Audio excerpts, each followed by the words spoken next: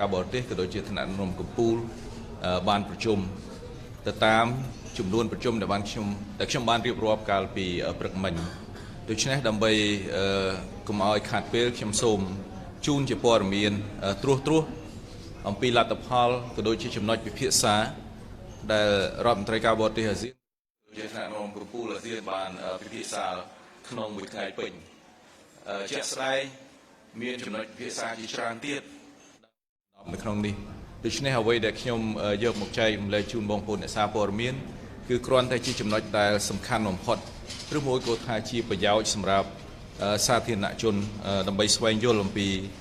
កិច្ចប្រជុំកម្ពុជាក៏ដូចជាកិច្ចប្រជុំពាក់ព័ន្ធដទៃទៀតដូច្នេះខ្ញុំសូមចាប់ផ្ដើមជាមួយនឹងកិច្ចប្រជុំក្រុមប្រឹក្សាសហគមន៍នយោបាយសន្តិសុខអាស៊ានលើកទី25ដែលកិច្ចប្រជុំនេះបានពិភាក្សាអំពីចំណុចសំខាន់ដូចខាងក្រោមការកត់សម្គាល់អំពីកិច្ចសហប្រតិបត្តិការនិងភាពជោគជ័យរបស់វិស័យនានាក្រោមសសរស្តម្ភនយោបាយសន្តិសុខបើទោះបីជាយើងទើបតែងើបចេញពីការរីករាលដាលជំងឺ COVID-19 បូករួមទៅនឹងការប្រឈមធំមួយចំនួនទាំងនៅក្នុងតំបន់និងសកលឧទាហរណ៍ការចាប់ផ្ដើមឡើងវិញនៃការចរចាឯកសារសំខាន់រួមទាំងសមុទ្រចិនខាងត្បូងជាដើមរដ្ឋមន្ត្រីការបរទេសក៏បានបន្តពិភាក្សាអំពីបញ្ហាប្រឈមដូចជាឧក្រិដ្ឋកម្មឆ្លងសន្តិសុខបច្ចេកវិទ្យារបៀបវារៈស្ត្រីសន្តិភាពនិងសន្តិសុខត្រង់ចំណុចនេះគឺខ្ញុំចង់ទាញចំណាប់អារម្មណ៍ដែរដោយសារតែក្នុងឆ្នាំនេះក្រោមការដឹកនាំរបស់ខាងក្រសួងកិច្ចការនារីក៏បានរៀបចំឲ្យមានកិច្ចប្រជុំកម្ពុជាស្ត្រីលើកទី2ដែរហើយក៏មានគំនិតព្រួយផ្ដើមធំពាក់ព័ន្ធជាមួយនឹងទូនាទីរបស់ស្ត្រីក្នុងការកសាងថែរក្សាសន្តិភាពរួមទាំងការដាក់ចេញនៅផែនការសកម្មភាពតំបន់ស្ដីពីទូនាទីរបស់ស្ត្រីនៅក្នុងការថែរក្សាសន្តិភាពនិងការពារសន្តិសុខនៅក្នុងតំបន់រដ្ឋមន្ត្រីការបរទេសក៏បានបន្តអំពាវនាវឲ្យមានកិច្ចសហប្រតិបត្តិការនិងការសហការឲ្យបានរឹងមាំនិងកាន់តែមានប្រសិទ្ធភាពជាងមុនតាមវិស័យនានាដើម្បីឆ្លើយតបទៅនឹងបញ្ហាដែលមានដើម្បីលើកស្ទួយការចូលរួមរបស់ប្រជាជនអាស៊ានក្នុងការកសាងសហគមន៍អាស៊ាននិងលើកកម្ពស់តម្លៃនិងអត្តសញ្ញាណអាស៊ាន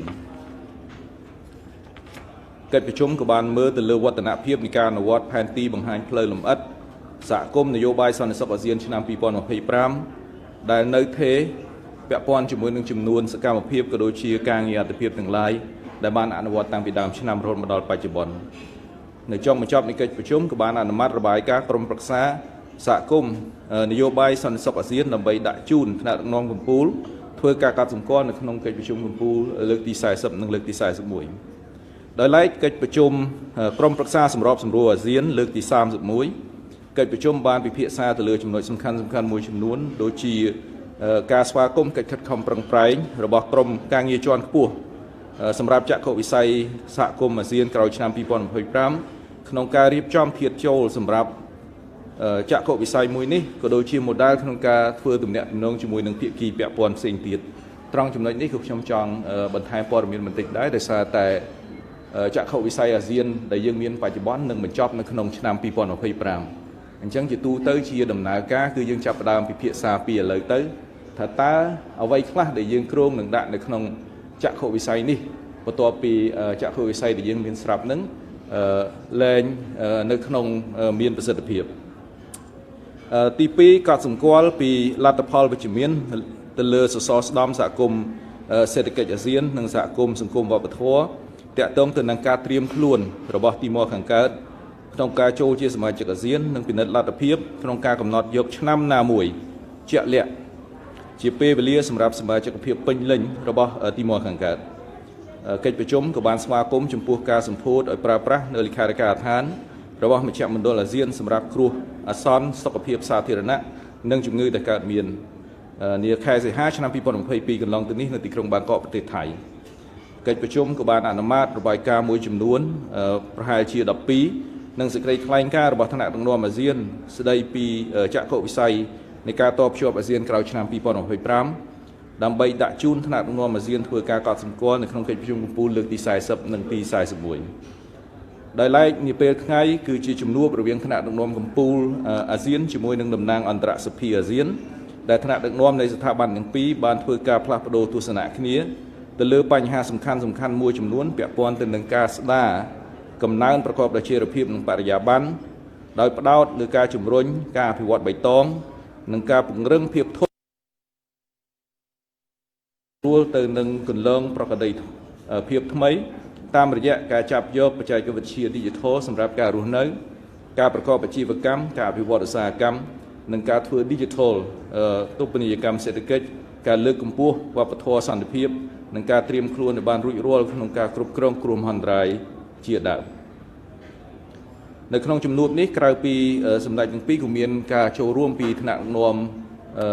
កម្ពុជារបស់អាស៊ានដទៃទៀតរួមទាំងថ្នាក់ដឹកនាំរបស់ស្ថាប័ន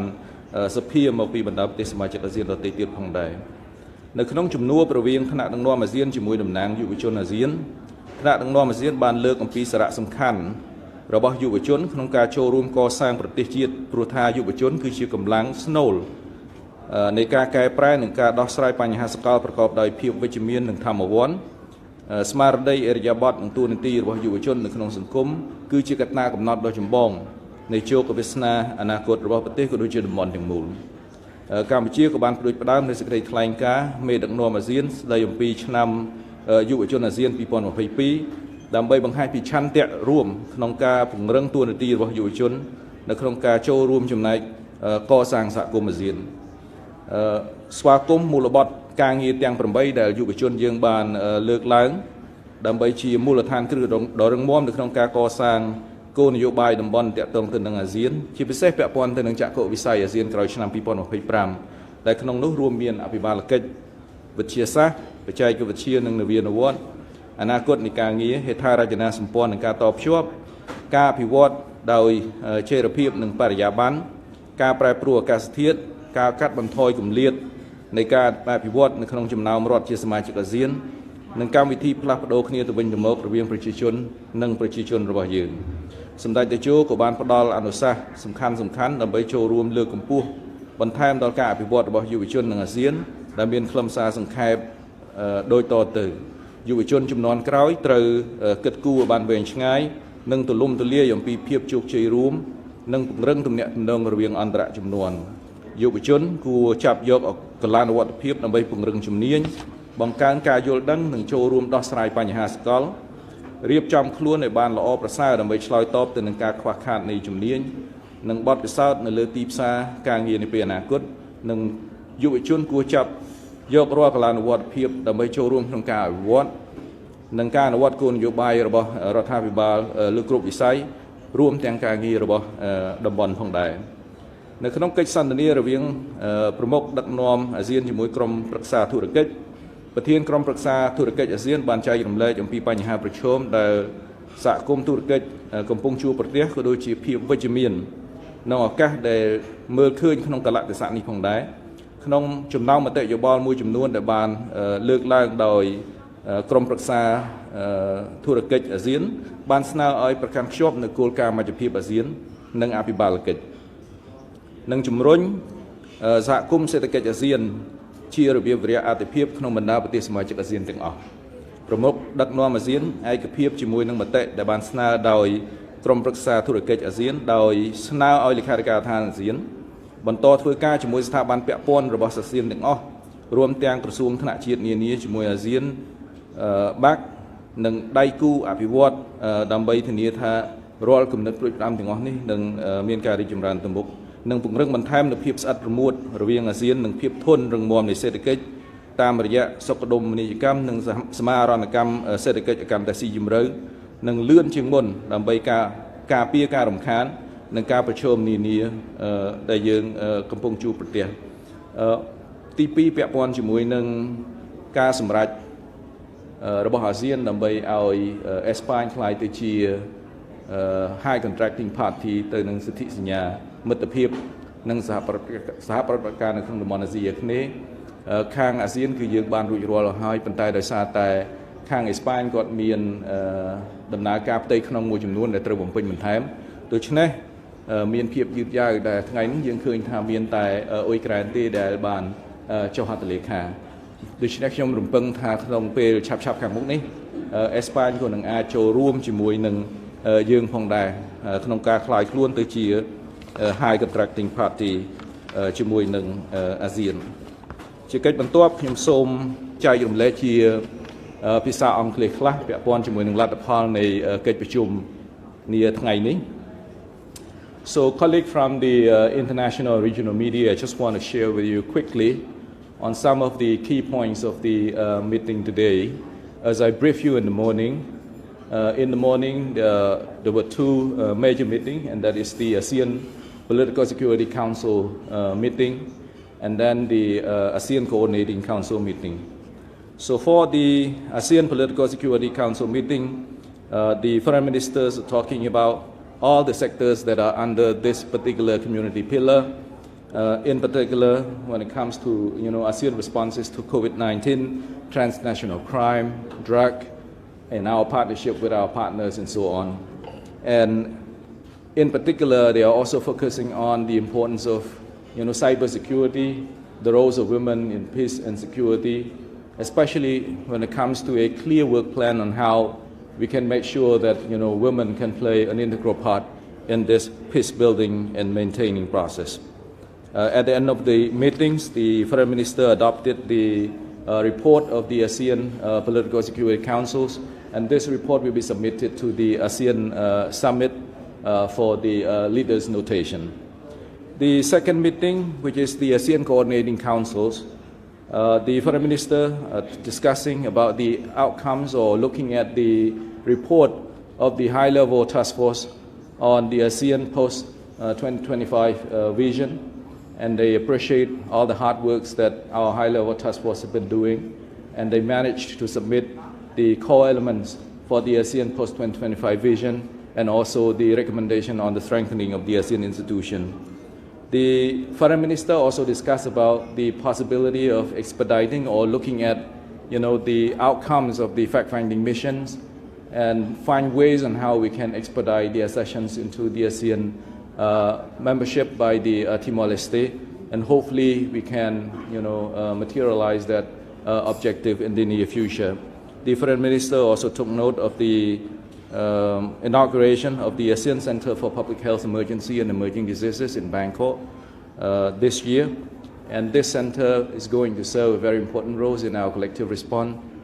to the COVID-19, but also prepare our region for the future shock as well, as we know that the COVID-19 is not going to be the last one. So ASEAN need to build resilience and invest in preparedness.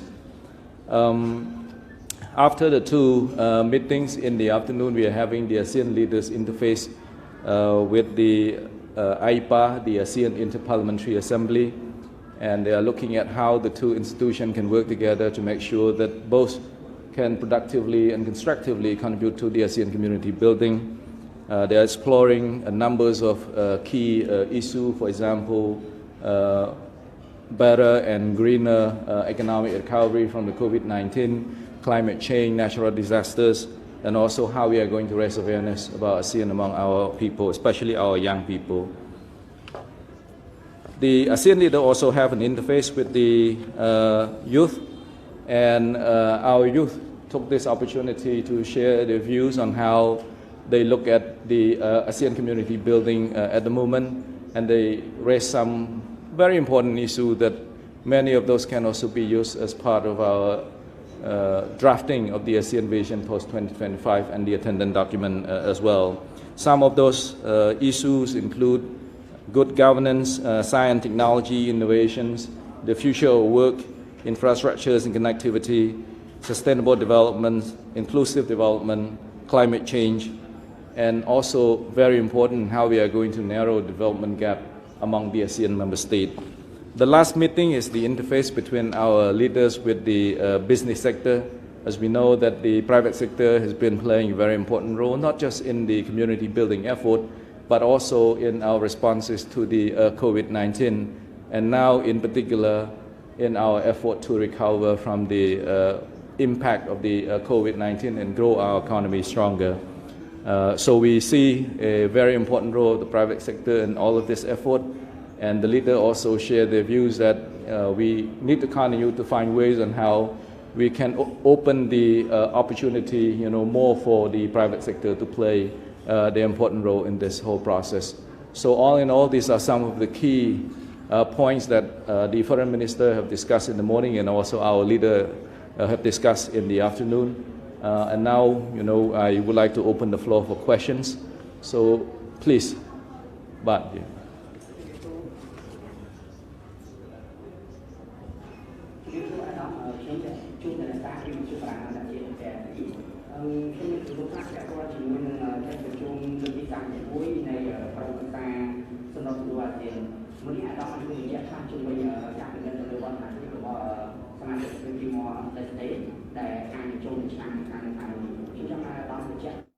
Bản tế là năm nào đấy hay ASEAN ban quyền bơi khơi ra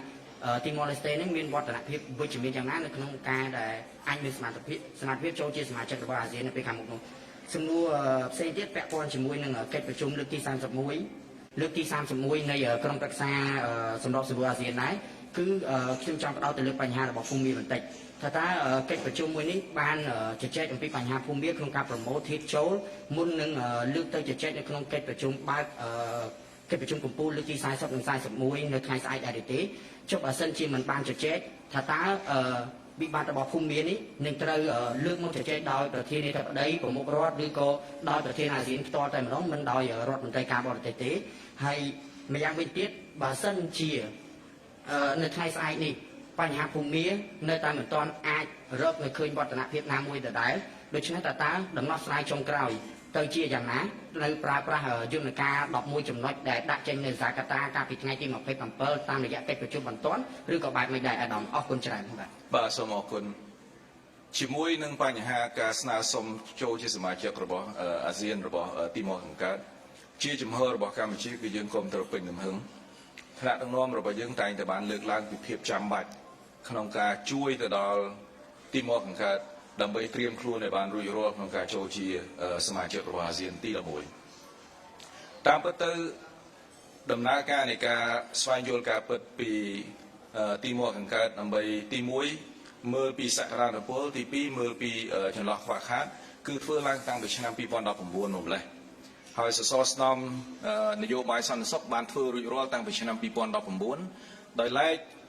សសរស្តម្ភសង្គមវប្បធម៌និងសសរស្តម្ភសេដ្ឋកិច្ចគូគ្រោងធ្វើក្នុងចុងឆ្នាំនោះដែរ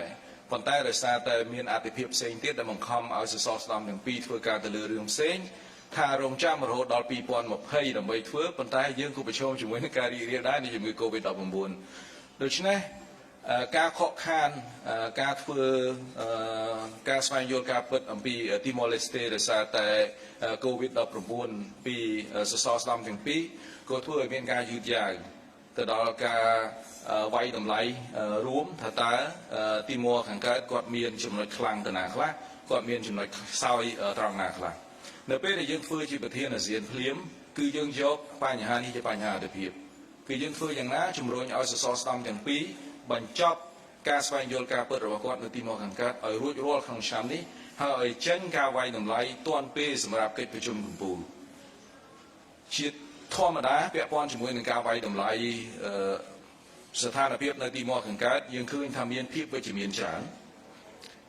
ពាក់ព័ន្ធជាមួយនឹងសមត្ថភាពលទ្ធភាពហើយនឹងការព្យាយាមរបស់គាត់ក្នុងការធ្វើកំណែតម្រង់ជាពិសេសទៅលើផ្នែកច្បាប់ហើយនឹងកាតព្វកិច្ចផ្នែកសេដ្ឋកិច្ចរបស់គាត់ប៉ុន្តែក្នុងពេលជាមួយគ្នាក៏យើងឃើញពីចំណុចខ្វះខាតមួយចំនួនដែរ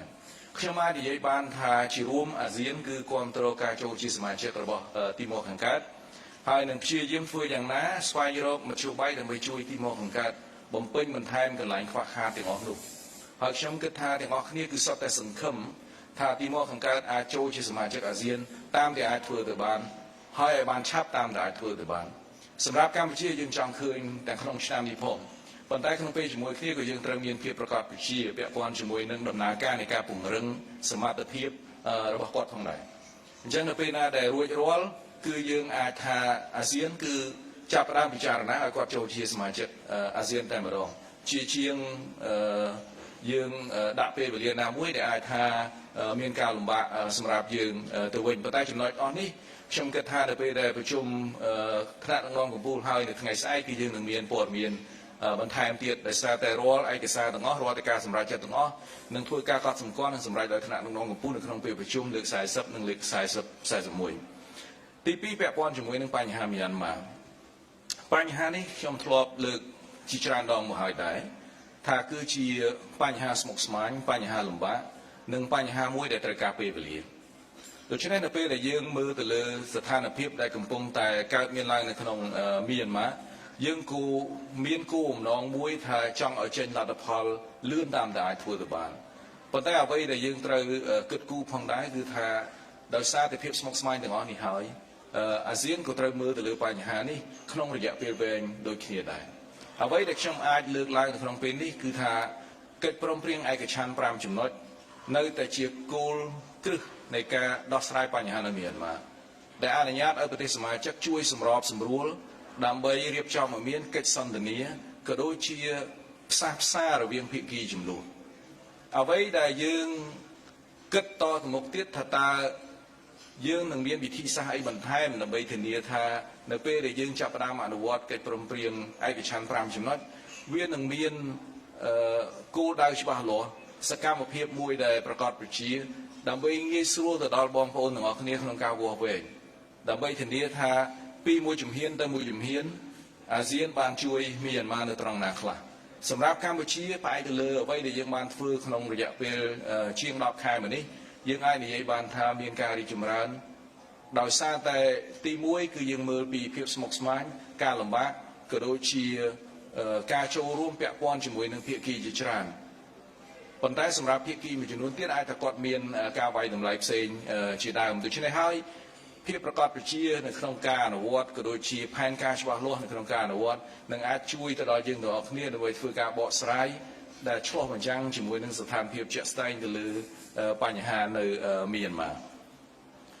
នៅក្នុងរបៀបវរៈរបស់ក្រុមប្រឹក្សាសម្របសម្រួលអាស៊ានគឺរដ្ឋមន្ត្រីការបរទេសវិភាសាជាមួយនឹងបញ្ហាតំបន់ក៏ដូចជាបញ្ហាអន្តរជាតិដូច្នេះបញ្ហាមីយ៉ាន់ម៉ាវាតែងតែជាផ្នែកមួយនៃការពិភាក្សាហើយរដ្ឋមន្ត្រីការបរទេសគឺមានតួនាទីក្នុងការជជែកវែកញែកដើម្បីដាក់ចេញនៅគំនិតមួយចំនួនសម្រាប់ជាការពិចារណាក៏ដូចជាការសម្រេចចិត្តរបស់ថ្នាក់ដឹកនាំកំពូលពាក់ព័ន្ធជាមួយនឹងឯកសារដែលលើកឡើងនេះគឺគ្រាន់តែជាឯកសារព្រាងហើយខ្ញុំក៏អត់ទាន់បានឃើញដែរពីព្រោះពាក់ព័ន្ធជាមួយនឹងការងាររបស់អាស៊ានគឺជាដំណើរការនៃការពិភាក្សានិងការចរចាគ្នាគំនិតថ្មីចំណុចដែលត្រូវបន្ថែមគឺតែងតែមានការបញ្ចូលទៅក្នុងឯកសារអាស៊ានទាំងអស់នេះដូច្នេះខ្ញុំសង្ឃឹមថាជាមួយនឹងការតាំងចិត្តខ្ពស់ក្នុងការចូលរួមចំណែកដោះស្រាយបញ្ហានៅមីយ៉ាន់ម៉ានិងភាពប្រកបនិយមខ្ពស់ពាក់ព័ន្ធជាមួយនឹងលទ្ធភាពអាស៊ានក្នុងការជួយមីយ៉ាន់ម៉ាអាស៊ាននឹងអាចចេញនៅឯកសារមួយដែលអាចថាមានប្រសិទ្ធភាពខ្ពស់ដើម្បីចូលរួមចំណែកជួយទៅដល់ការអនុវត្តកិច្ចព្រមព្រៀងជាឯកច្ឆន្ទ5ចំណុចខ្ញុំក៏ដូចអ្នកទាំងអស់គ្នាដែរគឺសង្ឃឹមថាបញ្ហានៅមីយ៉ាន់ម៉ាអាចដោះស្រាយឲ្យបានលឿនតាមដែលអាចធ្វើទៅបានពីព្រោះសន្តិភាពស្ថិរភាពនិងការរីកចម្រើននៅក្នុងប្រទេសដែលជាមិត្តក៏ដូចជាអ្នកជិតខាងគឺសុទ្ធតែមានផលប៉ះពាល់ជាវិជ្ជមានសម្រាប់យើងទាំងអស់គ្នាដូច្នេះវាជាប្រយោជន៍រួមសម្រាប់អាស៊ានក្នុងការដោះស្រាយបញ្ហានៅមីយ៉ាន់ម៉ាប្រកបដោយភាពតាំងចិត្តខ្ពស់ក៏ដូចជាការអត់ធ្មត់ខ្ពស់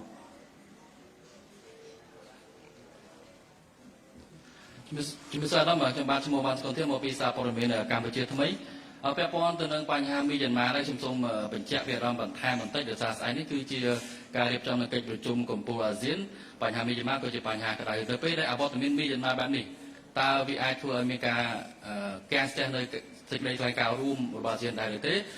បើសិនជាអាចចេញបានតើវាអាចខុសគោលការណ៍កុងសង្ស៊ីដែរឬទេហើយបើសិនជាមីយ៉ាន់ម៉ាប្រកាសប្រឆាំងមិនទទួលស្គាល់នៅកិច្ចនៅសេចក្តីថ្លែងការណ៍រួមនៅពេលខាងមុខតើវាអាចនឹងមានបញ្ហាអ្វីកើតឡើងនេះទី1ទី2ពាក់ព័ន្ធបញ្ហាអ៊ុយក្រែន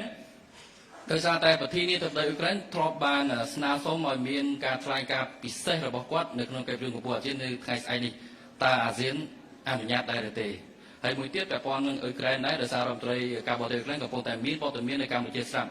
តើអាស៊ាននឹងអនុញ្ញាតឲ្យរដ្ឋមន្ត្រីការបរទេសអាស៊ានសំទោសរដ្ឋមន្ត្រីការបរទេសអ៊ុយក្រែននឹងចូលស្ដាប់នៅកិច្ចប្រជុំកំពូលអាស៊ានក៏ដូចជាកិច្ចប្រជុំពាក់ព័ន្ធផ្សេងទៀតជាពិសេសលើកឡើងពាក់ព័ន្ធទៅនឹងបញ្ហារុស្ស៊ីនិងអ៊ុយក្រែនដែរឬទេបាទសូមអរគុណបាទសូមអរគុណពាក់ព័ន្ធជាមួយនឹងបញ្ហាតំណាងមីយ៉ាន់ម៉ាដោយសារតែ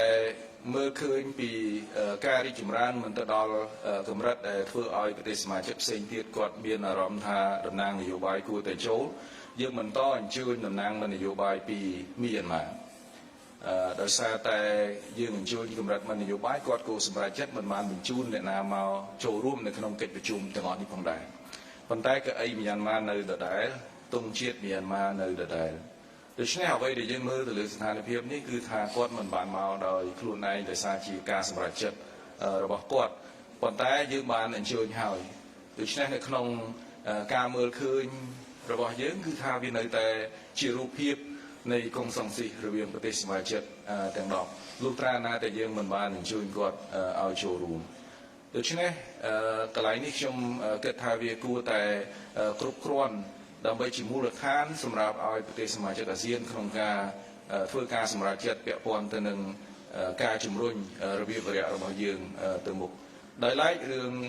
សេចក្តីថ្លែងការណ៍រួមសម្រាប់កិច្ចប្រជុំកំពូលគឺយើងមានតែសេចក្តីថ្លែងការណ៍របស់ប្រធានទេសេចក្តីថ្លែងការណ៍រួមហ្នឹងគឺយើងបានអនុម័តរួចមកហើយនៅពេលដែលយើងប្រជុំរដ្ឋមន្ត្រីការបរទេសនិងកិច្ចប្រជុំពាក់ព័ន្ធកាលពីខែសីហាហើយនៅក្នុងពេលនោះក៏យើងសម្រេចបានផងដែរនៅសេចក្តីថ្លែងការណ៍រួមនេះហើយសេចក្តីថ្លែងការណ៍រួមនេះក៏ជាមូលដ្ឋានក្នុងការរៀបចំជាសេចក្តីថ្លែងការណ៍ផ្សេងៗដែលយើងកំពុងតែព្យាយាមធ្វើយ៉ាងណាឲ្យហើយរួចរាល់សម្រាប់ថ្នាក់ដឹកនាំកម្ពុជារបស់យើងសម្រាប់នៅក្នុងពេលប្រជុំកម្ពុជាក្នុងថ្ងៃស្អែកនិងថ្ងៃបន្តបន្ទាប់ទៅខាងមុខទៀតពាក់ព័ន្ធជាមួយនឹងការស្នើសុំរបស់អ៊ុយក្រែនដើម្បីថ្លែងសន្ទរកថានៅក្នុងកម្មវិធីបើកជាទូទៅរាល់ការសម្រេចចិត្តទាំងអស់នេះគឺឆ្លងតាមរយៈកុំសង្ស៊ីហើយម្យ៉ាងក្នុងនាមជាភ្ញៀវសម្រាប់ប្រធានអាស៊ានជាទូទៅគឺអាចចូលរួមនៅក្នុងកម្មវិធីបើកកម្មវិធីដែលមិនពាក់ព័ន្ធជាមួយនឹងកិច្ចប្រជុំជាក់ស្ដែងរបស់អាស៊ានដូច្នេះក្នុងករណីនេះគឺយើងមិនមានស្ថានភាពនឹងទេជាគាត់នឹងមិនអាចថ្លែងសន្ទរកថានៅក្នុងកម្មវិធីអីមួយនៅក្នុងកិច្ចប្រជុំកំពូលពាក់ព័ន្ធដោយឡែកពាក់ព័ន្ធជាមួយនឹងវត្តមានរបស់រដ្ឋមន្ត្រីការបរទេសអ៊ុយក្រែនកន្លែងនេះខ្ញុំចង់គូបញ្ជាក់បន្តិចដែរថាក្នុងនាមយើងជាប្រធានអាស៊ានគឺយើងព្យាយាមជួយឲ្យអភិលទ្ធភាពដោយសារហេតុអីគឺយើងមើលឃើញពីសារៈសំខាន់នៃការកសាងសន្តិភាពនិងរក្សាសន្តិភាព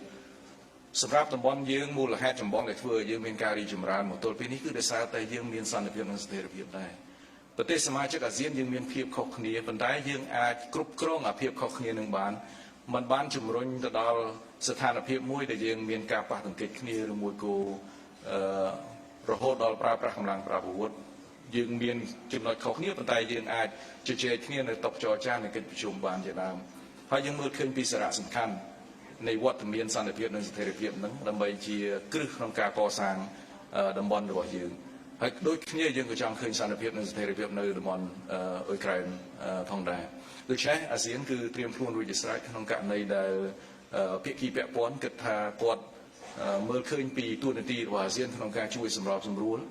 ជាពិសេសកម្ពុជាក្នុងនាមជាប្រធានអាស៊ានម្យ៉ាងវេទិកាទាំងអស់នេះដែលអាស៊ាននឹងរៀបចំនៅក្នុងប្រមាណថ្ងៃខាងមុខក៏វាជាវេទិកាដ៏ល្អសម្រាប់ភាគីពាក់ព័ន្ធទាំងអស់ដើម្បីប្រើប្រាស់ក្នុងការផ្លាស់ប្ដូរយោបល់ក៏ដូចជាលើកយកនៅចំណុចដែលគាត់ខ្វែងគំនិតគ្នាហើយស្វែងរកដំណោះស្រាយនេះជាក្តីសង្ឃឹមរបស់យើងហើយយើងត្រៀមខ្លួនរួចជាស្រេចដើម្បីជួយសម្របសម្រួលប្រសិនជាមានសំណើណាមួយឲ្យយើងជួយគាត់ទៅលើរឿងទាំងអស់នោះខ្ញុំក៏ចង់ទាញចំណាប់អារម្មណ៍ផងដែរថាអ៊ុយក្រែនក៏ជា High Contracting Party ទៅនឹងសិទ្ធិសញ្ញាមិត្តភាពនិងសហប្រតិការនៅក្នុងតំបន់អាស៊ីអាគ្នេយ៍ហើយនៅក្នុងសិទ្ធិសញ្ញាមួយនេះគឺបានគូបញ្ជាក់ពីសារៈសំខាន់នៃការដោះស្រាយវិវាទដោយសន្តិវិធីដែរការគោរពគ្នាទៅវិញទៅមកជាពិសេសពាក់ព័ន្ធជាមួយនឹងឯករាជ្យភាពបូរណភាពទឹកដីនិងការមិនប្រើប្រាស់កម្លាំងដើម្បីទៅឈ្លានពានឬមួយក៏ផ្ដាច់រដ្ឋជាដើមដូច្នេះខ្ញុំសង្ឃឹមថាមូលដ្ឋានគ្រឹះទាំងអស់នេះអាចជាប្រយោជន៍សម្រាប់ដៃគូយើងដែលមកកាន់តំបន់អាស៊ានដើម្បីស្វែងរកការសហការក៏ដូចជាការពង្រឹងទំនាក់ទំនងយកទៅប្រើប្រាស់ក្នុងការចូលរួមចំណែកជួយដោះស្រាយបញ្ហាដែលគាត់កំពុងប្រឈមរាល់ថ្ងៃដូចគ្នានាងខ្ញុំស្ដាប់បានពី BTV ចង់គោរពស្វាគមន៍មួយសម្បូរបន្ថែមជាមួយនឹងអ្វីដែលជាការចូលជាសមាជិកនៃសន្ធិសញ្ញារបស់អ៊ុយក្រែននៅថ្ងៃហ្នឹងចង់ឲ្យអាដាមបញ្ជាក់អំពីប្រយោជន៍និងជំហររបស់អាស៊ានបន្ថែមទៀតនៅក្នុងឆ្នាំ2022នេះពាក់ព័ន្ធជាមួយនឹងបញ្ហាចំនួនរុស្ស៊ីនិងអ៊ុយក្រែននឹងថាពេលចូលហើយអ្វីដែលអាស៊ាននឹងធ្វើបន្តទៀតសម្រាប់អ៊ុយក្រែនបន្ទាប់ពីចូលជាសមាជិក TAC នេះបាទជាទូទៅអាស៊ានគឺយើងបើកទ្វារសម្រាប់ពង្រីកកិច្ចសហប្រតិបត្តិការជាមួយនឹងដៃគូទាំងអស់នៅក្នុងឆ្នាំនេះ យើងមានរហូតដល់7ប្រទេសដែលបានខ្លាយទៅជា High Contracting Party ជាមួយនឹងសន្ធិសញ្ញានេះកន្លែងនេះខ្ញុំក៏ចង់បញ្ជាក់ផងដែរថាពាក់ព័ន្ធជាមួយនឹងទំនាក់ទំនងរវាងអាស៊ានជាមួយនឹងដៃគូយើងមានច្រើនកម្រិតបានន័យថាយើងចាប់ផ្ដើមដោយដៃគូវិស័យដៃគូអភិវឌ្ឍដៃគូពិភាក្សាដៃគូយុទ្ធសាស្ត្រដៃគូពិភាក្សាយុទ្ធសាស្ត្រដៃគូពិភាក្សាយុទ្ធសាស្ត្រឲ្យគ្រប់ជ្រុងជ្រោយទៀតប៉ុន្តែមុននឹងយើងចាប់ផ្ដើមឡើងពីដំណាក់កាលមួយទៅដំណាក់កាលមួយហ្នឹងគឺយើងធ្វើយ៉ាងណាដៃគូហ្នឹងត្រូវតែចាប់ផ្ដើមជាមួយនឹងការចូលរួមនៅក្នុងសន្ធិសញ្ញាមិត្តភាពនិងសហប្រតិបត្តិការក្នុងតំបន់អាស៊ីអាគ្នេយ៍សិនដូច្នេះពាក់ព័ន្ធជាមួយដៃគូទាំងអស់គឺយើងសង្ឃឹមថាបន្ទាប់ពីគាត់ចូលជា High Contracting Party នៅក្នុងសន្ធិសញ្ញាមួយនឹងហើយទៅមុខទៀតប្រសិនបើយើងមានភាពជឿជាក់ខ្ពស់និងមើលឃើញពីសក្តានុពលនៃការពង្រីកទំនាក់ទំនងនឹងអាចថាគាត់បង្កើនទំនាក់ទំនងឬមួយក៏ upgrade វាឲ្យទៅជាកម្រិតដៃគូផ្សេងហើយកន្លែងនេះគឺពាក់ព័ន្ធជាមួយនឹងសក្តានុពលរបស់ពួកគាត់ចូលរួមចំណែកនៅក្នុងការកសាងសហគមន៍អាស៊ានផងដែរបានន័យថាយើងមិនមែនឲ្យតែគ្រប់គ្នាគឺយើងត្រូវទៅឡើងឲ្យគាត់ទៅដល់កម្រិតណាដែលគាត់ចង់បានទេឧទាហរណ៍ពាក់ព័ន្ធជាមួយនឹងដៃគូពិភាក្សាតាមពិតយើងបានដាក់មរតរៀមតាំងពីឆ្នាំ1999បានន័យថាយើងអត់បកកើនទេដោយឡែកយើងទើបតែលើកច្បាប់មួយហ្នឹងហើយអនុញ្ញាតឲ្យចក្រភពអង់គ្លេសខ្លាយទៅជាដៃគូពិភាក្សាហេតុអីដោយសារតែយើងមើលឃើញពីសក្តានុពលរបស់គាត់ដើម្បីចូលរួមចំណែកនៅក្នុងពាណិជ្ជកម្មក្នុងតំបន់ក៏ដូចជាការកសាងសហគមន៍នៅក្នុងតំបន់ហើយទាំងអស់នេះក៏វានឹងយកមកជាមូលដ្ឋានក្នុងការវាយតម្លៃទៅដល់ទម្រង់នៃការសហការរវាងអាស៊ានជាមួយនឹងដៃគូផ្សេងទៀតផងដែរដោយឡែកជាមួយនឹងបញ្ហាអ៊ុយក្រែនដែលខ្ញុំបានលើកមុននឹងអញ្ចឹងសម្រាប់កម្ពុជាជាប្រទេសមួយដែលគោរពច្បាប់អន្តរជាតិដែលយករាល់បញ្ហាខុសគ្នានឹងចំនួនដោះស្រាយតាមសន្តិវិធីហើយទាំងអស់នេះគឺជាអ្វីដែលបានចែងនៅក្នុងសន្ធិសញ្ញាមិត្តភាពនិងសហប្រតិបត្តិការនៅក្នុងតំបន់អាស៊ីអាគ្នេយ៍ផងដែរយើងតែងតែមានសង្ឃឹមមួយថាភាគីទាំងអស់ដែលជាសមាជិកនៅក្នុងឬមួយក៏ហត្ថលេខីនៅក្នុងសន្ធិសញ្ញាមួយហ្នឹងគឺនឹងធ្វើទៅតាមអ្វីដែលមានចែងនៅក្នុងសន្ធិសញ្ញាហ្នឹងជាពិសេសពាក់ព័ន្ធជាមួយនឹងការគោរពគ្នាទៅវិញទៅមកការគោរពច្បាប់អន្តរជាតិជាពិសេសធម្មនុញ្ញអង្គការសហប្រជាជាតិក៏ដូចជាធម្មនុញ្ញអាស៊ានការគោរពបូរណភាពទឹកដីក៏ដូចជាឯករាជ្យភាពរបស់ប្រទេសដទៃហើយនឹងការមិនប្រើប្រាស់កម្លាំងឬមួយក៏ការគំរាមកំហែងប្រើប្រាស់កម្លាំងជាដើមទាំងអស់នេះគឺជាមូលដ្ឋានគ្រឹះក្នុងការកសាងទំនាក់ទំនងមួយដែលស្ថិរភាពដែលមានលំនឹងដែលសន្តិភាពហើយអាចថាជាមូលដ្ឋានគ្រឹះសម្រាប់ឲ្យដៃគូទាំងអស់ជាមួយអាស៊ានក្នុងការរួមគ្នាដើម្បីកសាងនិងអភិវឌ្ឍតំបន់យើងទៅមុខសម្រាប់អាស៊ានគឺយើងបើកទូលាយរាល់ការផ្ដួចផ្ដើមគំនិតអ្វីក៏ដោយដែលនាំទៅដល់ផលចំណេញទាំងអស់គ្នាពាក់ព័ន្ធជាមួយនឹងពាណិជ្ជកម្មពាក់ព័ន្ធជាមួយនឹងសេដ្ឋកិច្ចពាក់ព័ន្ធជាមួយនឹងវិនិយោគពាក់ព័ន្ធជាមួយនឹងទំនាក់ទំនងគ្រប់ជ្រុងជ្រោយគឺយើងតែងតែសង្ឃឹមថាដៃគូរបស់យើងនៅពេលដែលគាត់ខ្លាយទៅជាមិត្តភ័ក្តិរបស់យើងហើយគឺគាត់នឹងទាញប្រយោជន៍ចេញពីការសហការផ្សេងទៅលើវិស័យទាំងអស់នៅក្រោមការកសាងសហគមន៍អាស៊ានជាដើមដូច្នេះខ្ញុំចង់បញ្ជាក់ឡើងសម្រាប់អាស៊ានយើងមានសន្ធិសញ្ញាមិត្តភាពនិងកិច្ចសហប្រតិបត្តិការអាស៊ីអាគ្នេយ៍នៅក្នុងសន្ធិសញ្ញានេះបានបញ្ជាក់ច្បាស់ណាស់ពីសារៈសំខាន់នៃសន្តិភាពជាពិសេសគឺការគ្រប់គ្នាទៅវិញទៅមកនិងការប្រើប្រាស់ច្បាប់អន្តរជាតិនិងយន្តការសន្តិភាពដើម្បីទៅដោះស្រាយបញ្ហាទាំងឡាយអញ្ចឹងខ្ញុំសង្ឃឹមថា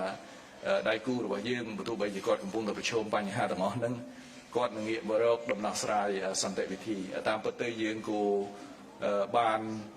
ប៉ះពាល់ទៅហើយដោយសារតែអស្ថិរភាពនៃការប៉ះទង្គិចគ្នានោះអ្វីក៏ប៉ុន្តែយើងនៅរាប់ពាន់គីឡូពីកន្លែងដែលមានការប៉ះទង្គិចប្រដាប់អាវុធក៏ដោយឧទាហរណ៍ពាក់ព័ន្ធជាមួយនឹងសន្តិសុខស្បៀងពាក់ព័ន្ធជាមួយនឹងការឡើងថ្លៃប្រេងហើយតែឡើងថ្លៃប្រេងគឺវានាំទៅដល់ការឡើងថ្លៃទំនិញផ្សេងទៀតដែរអានឹងនាំទៅដល់អតិផរណាជាដើមយើងគឺគ្រោងងើបចេញពីផលប៉ះពាល់សេដ្ឋកិច្ចដោយសារតែការរីករាលដាលជំងឺ Covid-19 ហើយអ្វីដែលយើងទទួលបានក្នុងឆ្នាំមុននិងឆ្នាំនេះគឺមានភាពវិជ្ជមានច្រើនប៉ុន្តែភាពវិជ្ជមានទាំងអស់នេះគឺរងការគំរាមកំហែងដែរដោយសារតែភាពមិនប្រកបវិជ្ជាពាក់ព័ន្ធជាមួយនឹងស្ថានភាពសកលលោកដែលអាចធ្វើឲ្យប៉ះពាល់ទៅដល់ការខិតខំប្រឹងប្រែងរបស់យើងដើម្បីងើបចេញឲ្យផុតពីវិបត្តិ COVID-19 និងធានាថាប្រជាពលរដ្ឋយើងអាចបន្តជីវភាពរបស់គាត់ឬក៏ធ្វើឲ្យមានការរីកចម្រើនថែមទៀតពាក់ព័ន្ធជាមួយនឹងជីវភាពរបស់ពួកគាត់ Good evening, Excellency. Danielle Keaton-Olsen for VOD English in Phnom Penh. I was wondering, at the political security meeting, did the parties discuss Cambodia's recent crackdown on detention of workers and alleged scam companies, and did the parties ask Cambodia to do more to investigate this? Well, as I mentioned in Khmer, the Foreign Minister are talking about a wide range of security and political related matters. They are talking about, some of the regional framework that allow member states to work together to address some of this very important issue. For example, when it comes to cybersecurity, transnational crime, drug, and all that. Because many of these issues are transnational in nature, so we need to work in partnership. As we can see, some of the key policies at the national level are also reflecting, the regional effort as well. So what I can say is that, for Cambodia, we've been trying our best, to address this problem. Because again, as I say, many of these problems are transnational in nature. Many of the cases are coming from outside the country. That's why we need to work closely with our partners, both through bilateral cooperation and also through regional mechanisms as well. And I have to say is that, based on the latest update from all the line ministry, we can see positive development on those fronts. But we need to continue to work harder on this, given the fact that this also become a major concern, not just for Cambodia, but for many other countries as well. And I'm sure that, through ASEAN framework and our strong bilateral relationship with other partners, we will be able to effectively address these problems. Did they ask Cambodia to do more? I think we are asking every one of us to work more together in order to make sure that ASEAN region is safe from all of this transnational crimes and also, free from some of this very bad situation. So again, it is a regional commitment. It is not about, Cambodia or Myanmar or Laos or Thailand or Vietnam or other country.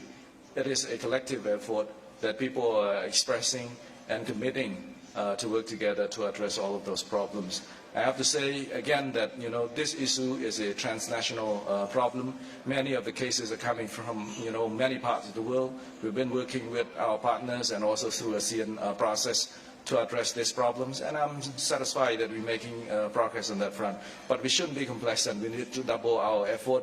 and work more with our partner to make sure that our country is free from this crimes. Thank you, sir. Could you let us know what are the key topics that would be discussed in tomorrow's conferences? Thank you. I should say is that tomorrow morning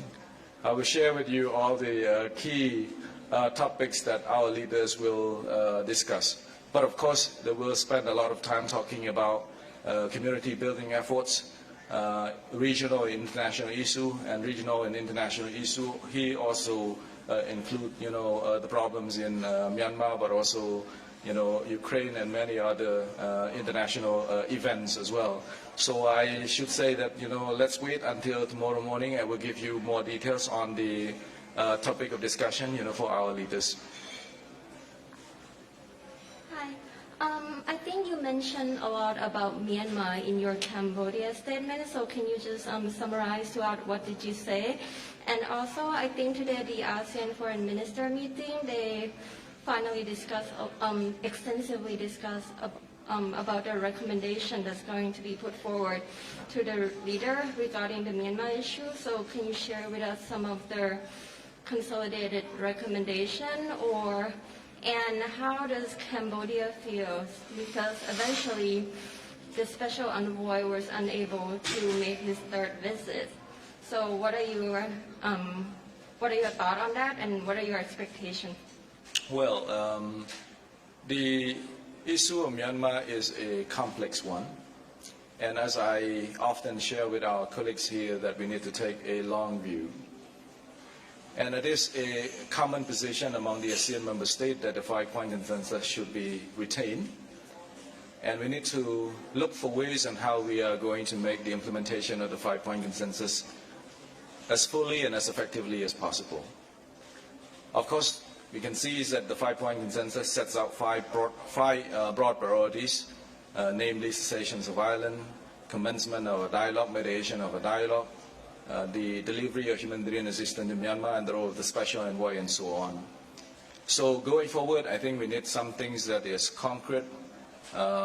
in objective, but also practical in actions, and there's a clear timeline so that everyone can monitor or evaluate, whether we are on the right track when it comes to the implementation of the 5-point consensus. Tomorrow, the leader will also discuss about this, so I think it's an ongoing deliberation on the matter, but I can share with you that all the efforts of ASEAN in addressing the problem in Myanmar will be in line with the 5-point consensus and the ASEAN Charter. I want to re-emphasize again that, the more we deviate from the ASEAN Charter and the 5-point consensus, the issue will become even more difficult. So it's important for all of us, to stick to this consensus that was reached by the ASEAN leaders and try to find ways on how we can make sure that the implementation of the 5-point consensus can be as effective as possible.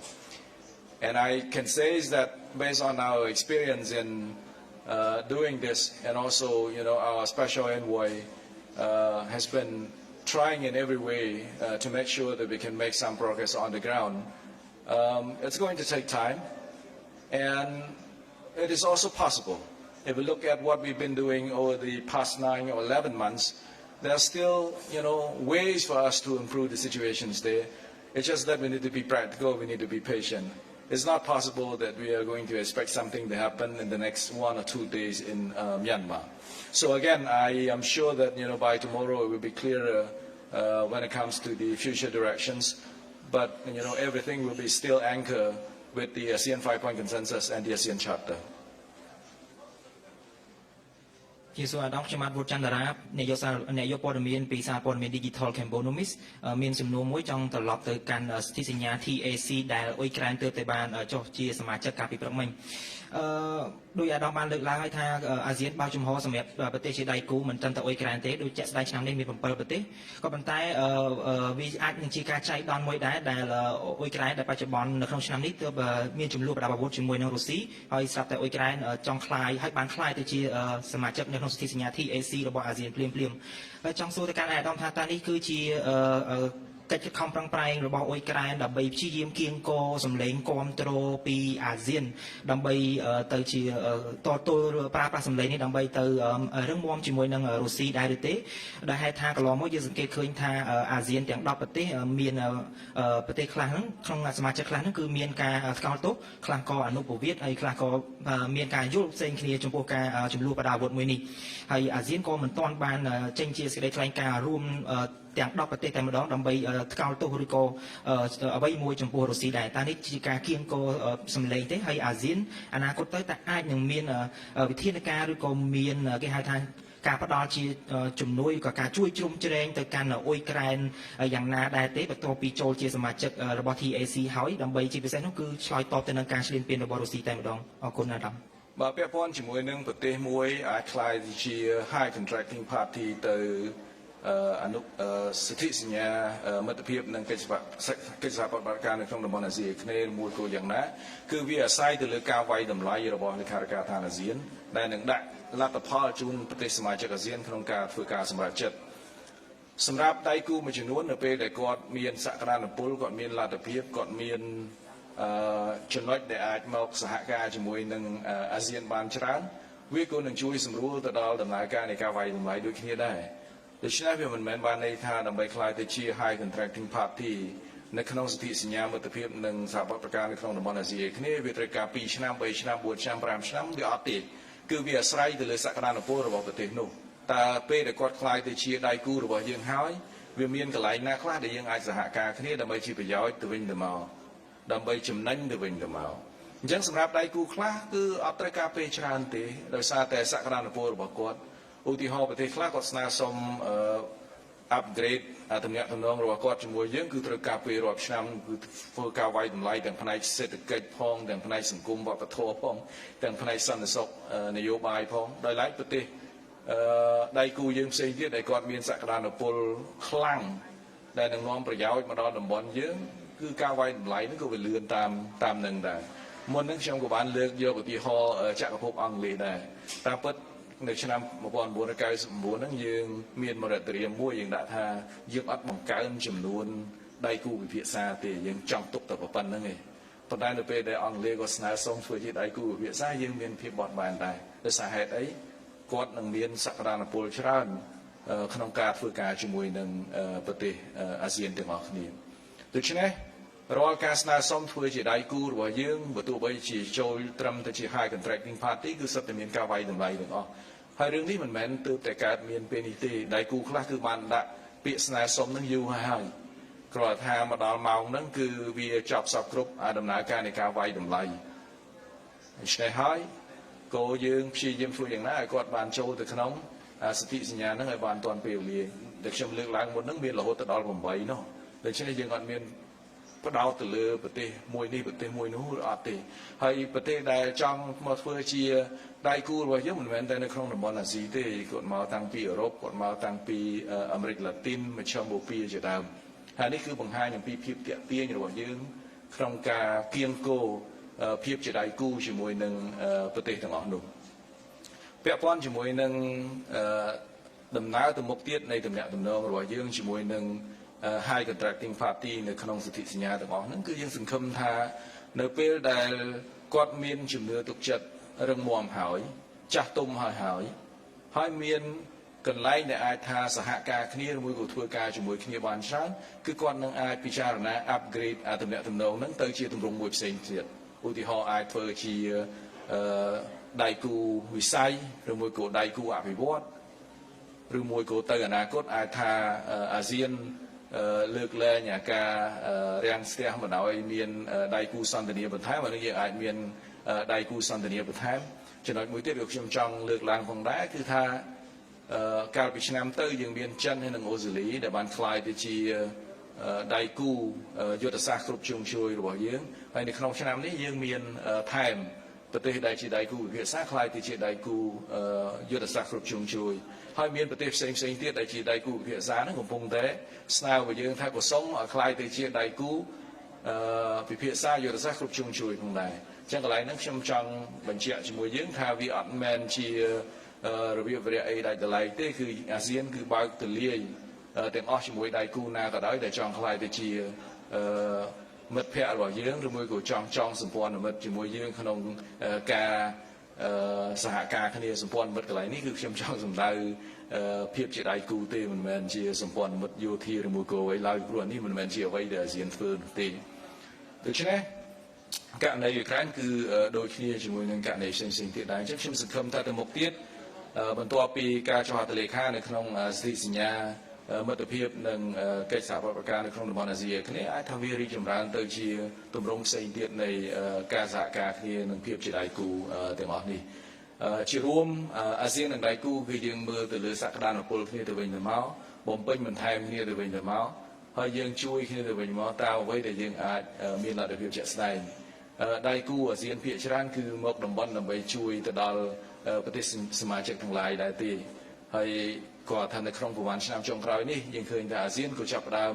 ដើរតួនាទីសំខាន់ជាសកលដែរប៉ុន្តែភាគច្រើនទៅលើការចែករំលែកបទពិសោធន៍ព័ត៌មានក៏ដូចជាបច្ចេកទេសទៅលើការដោះស្រាយបញ្ហាមួយចំនួននៅក្នុងតំបន់ដែលយើងគិតថាអាចមានប្រយោជន៍ទៅដល់ដៃគូផ្សេងទៀតឧទាហរណ៍ពាក់ព័ន្ធជាមួយនឹងការគ្រប់គ្រងគ្រោះមហន្តរាយឬមួយក៏ការអភិវឌ្ឍសេដ្ឋកិច្ចជាដើម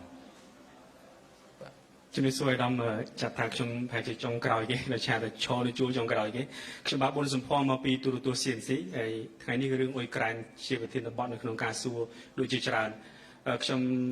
បានលើកអាដាមបានលើកឡើងតាំងពីព្រឹកមិញថាអាស៊ានបើកទ្វារដើម្បីរកស៊ីហើយក៏គប់ជួនមិនមែនជាការគប់ជួនទេមានន័យថាអ៊ុយក្រែនបានក្លាយទៅជាសមាជិករបស់ សន្ធិសញ្ញាមិត្តភាពនិងកិច្ចសហប្រតិបត្តិការតំបន់អាស៊ីអាគ្នេយ៍អាយដាមអាចដែរទេថាពីព្រោះមហាអំណាចជាច្រើនមិនបានយកទៅភ្លើងតែបន្លត់ទេថែមយកសាំងទៅឲ្យដូចជាភាគីដូចជាអ៊ុយក្រែនមិនបានបញ្ជូននេះទេមានតែបញ្ជូនគ្រាប់បញ្ជូនអាវុធចឹងជាដើមអាចដែរទេថាតើអាស៊ានអាចคล้ายទៅជាអ្នកសម្របសម្រួលរវាងភាគីចំនួនបានដែរទេដោយដែលបានលើកឡើងថាអាស៊ានប្រហែលឆ្នាំចុងក្រោយនេះមានវឌ្ឍនភាពច្រើនមានការទទួលស្គាល់ច្រើនតើអាចដែរទេលទ្ធភាពរបស់អាស៊ានអាចคล้ายទៅជាអ្នកចរចាដ៏ស័ក្តិសមសម្រាប់ភាគីចំនួនរវាងអ៊ុយក្រែននិងរុស្ស៊ីដែរទេខណៈដែលប្រទេសមហាអំណាចបានបន្ថែមគ្រាប់ជាច្រើនទៅឲ្យអ៊ុយក្រែនឬក៏រុស្ស៊ីកាន់តែកពលមុខជាមួយនឹងការបន្ថែមគ្រាប់បល័យផ្សេងអាវុធយុទ្ធភ័ណ្ឌទំនើបផ្សេងអរគុណអាយដាមបាទសូមអរគុណពាក់ព័ន្ធជាមួយនឹងបញ្ហានេះដោយដែលខ្ញុំលើកឡើងពាក់ព័ន្ធទៅនឹងគោលជំហររបស់យើងជាពិសេសការគោរពទៅដល់ច្បាប់អន្តរជាតិ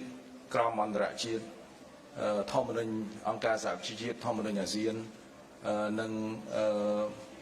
ការដោះស្រាយបញ្ហាដោយសន្តិវិធីទាំងឡាយអាស៊ានគឺត្រៀមខ្លួនរួចជាស្រេចក្នុងការជួយប្រសិនបើមាន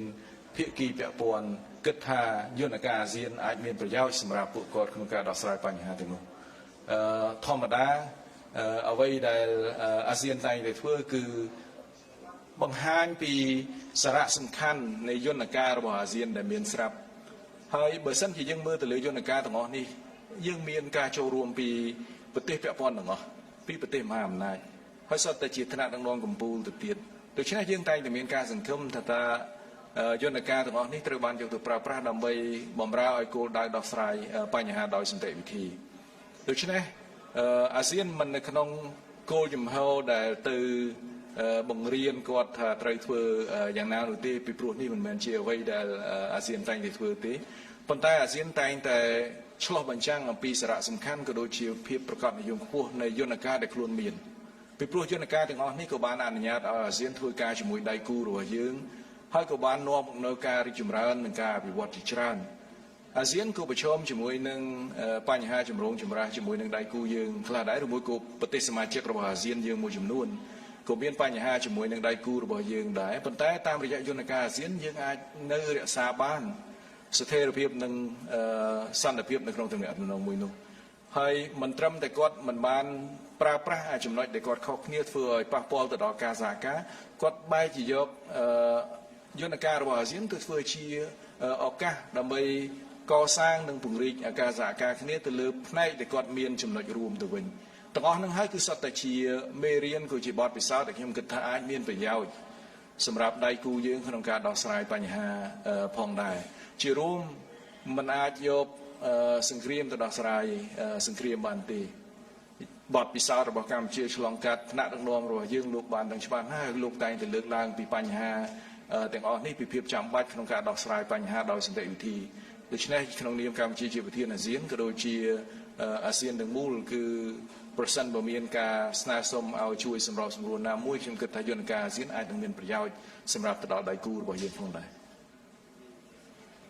បាទសូមគោរពអរគុណអាដាមខ្ញុំបាទពិសិដ្ឋមកពីបណ្ដាញព័ត៌មាន Fresh News ខ្ញុំបាទមាន2សំណួរឃើញថាពាក់ព័ន្ធទៅនឹងចំនួនរុស្ស៊ីនិងអ៊ុយក្រែនមានឃើញថាមានរដ្ឋមន្ត្រីការបរទេសទាំងពីរហ្នឹងបានមកពីកម្ពុជាយើងដែរក្នុងពេលកិច្ចប្រជុំនេះអញ្ចឹងមានការគេហៅថាវិភាគដោយយើងធ្វើឃើញមានខាងអ្នកព័ត៌មានថៃក៏វិភាគដែរនឹងការលើកឡើងថាកម្ពុជាយើងអាចនឹងធ្វើជាអ្នកសម្របសម្រួលឲ្យរដ្ឋមន្ត្រីការបរទេសទាំងពីរហ្នឹងវិភាសាគ្នាលើកិច្ចការណាមួយចឹងទៅឬក៏រកដំណោះស្រាយតើមានទេនឹងមានករណីនេះកើតឡើងទេអាយដាមហើយមួយសំណួរទៀតខ្ញុំចង់ជម្រាបសួរថាខាងអ៊ុយក្រែនបានស្នើកម្ពុជាយើងដើម្បីចង់ថ្លែងសន្ទរកថាវីដេអូនៅក្នុងកិច្ចប្រជុំអង្គអាស៊ានប៉ុន្តែដោយសារតែយើងត្រូវការពងសង្ស៊ីដើម្បីសម្រេចរឿងអីមួយអញ្ចឹងសម្រាប់កម្ពុជាខ្លួនឯងផ្ទាល់វិញយើងតែមួយនេះយើងបានយល់ព្រមឲ្យអ៊ុយក្រែនថ្លែងសន្ទរកថាទេបើទោះបីជាពងសង្ស៊ីមិនអនុញ្ញាតក៏ដោយសូមអរគុណបាទពាក់ព័ន្ធជាមួយនឹងសំណួរទី1ធម្មតានៅក្នុងកិច្ចប្រជុំកំពូលដែលមានការចូលរួមពីថ្នាក់ដឹកនាំកំពូលពីច្រើនប្រទេសបែបនេះ តែងតែមានឱកាសដែលថ្នាក់ដឹកនាំទាំងអស់នោះស្វែងរកពេលវេលាដើម្បីជួបគ្នាទៅវិញទៅមកជាទ្វេភាគីពីព្រោះដើម្បីឲ្យគាត់អាចទៅធ្វើទស្សនកិច្ចដើម្បីទៅជួបដៃគូគាត់ផ្សេងទៀតហ្នឹងវាមិនងាយទេអញ្ចឹងនៅទីនេះគឺជាឱកាសដែលល្អបំផុតដែលគាត់អាចទាញយកប្រយោជន៍ពីវត្តមានអ្នកដែលពាក់ព័ន្ធនៅក្នុង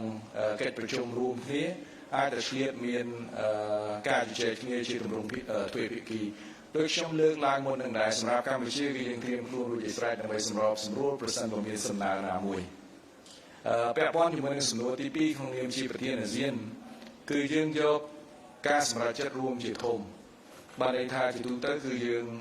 ស៊ើបសួរគ្នាយើងទាំងអស់ហើយថាគាត់យល់របៀបម៉េចគាត់ចង់ធ្វើរបៀបម៉េចតែយើងមានកងសង្ឃីអត់ដើម្បីយើងអាចធ្វើរឿងអ្វីមួយហើយជាទូទៅប្រធានគឺយើងនឹងឆ្លុះបញ្ចាំងអំពីអ្វីទៅជាការសម្រេចចិត្តរួមគ្នារវាងប្រទេសសមាជិកទាំងអស់ដូច្នេះចំពោះបញ្ហានេះគឺយើងបត់បែនទេប៉ុន្តែអ្វីដែលសំខាន់គឺអាស៊ានត្រូវការកងសង្ឃីដើម្បីទៅធ្វើរឿងអស់ហ្នឹង